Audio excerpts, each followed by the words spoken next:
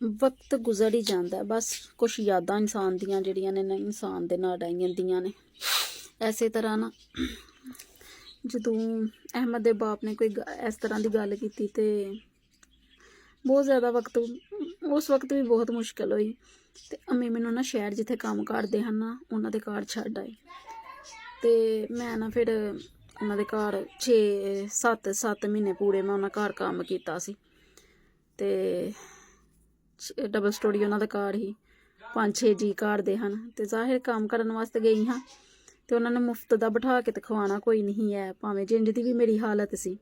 अजकल दियां ते बड़ा कहंदियां ने कि बैड रेस्ट डॉक्टर ने दस्सिया खाना पिलाना, पर मैं अपनी हिम्मत नहीं उस वक्त भी हारी। मैं दिन रात उन्होंने घर काम किया, दिन रात।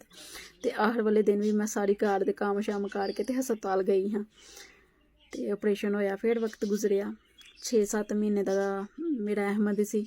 गर्मियां दे दिन हाँ तो मैं किसी के घर फिर पिंड विच ही काम करनी हाँ, शहर नहीं हाँ गई आंटी होरां दे घर। बहुत आंटी होरी अच्छे हैं।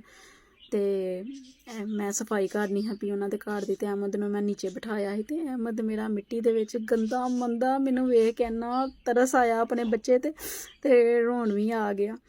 तो मैं उतों बच्चा चुकिया उन्होंने घर का काम किया। उस तो बाद मैं घर आ गई। फिर मैं क्या मैं नहीं काम करना। मैं उस वक्त एक फैसला किया ही अपनी जिंदगी में, मैं क्या जो मर्जी होई मैं किसी के घर का काम नहीं हूँ अम्मी करना है। कोई अम्मी कहती चल जो तू करना कर लै।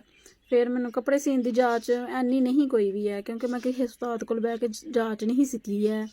फिर मैं दोबारा तो कपड़े सीने शुरू किए। मैं सारिਆਂ ਨੂੰ कहना करना मेरे को कपड़े सवाया करो, बेशक सिलाई थोड़ी दे दिया करो।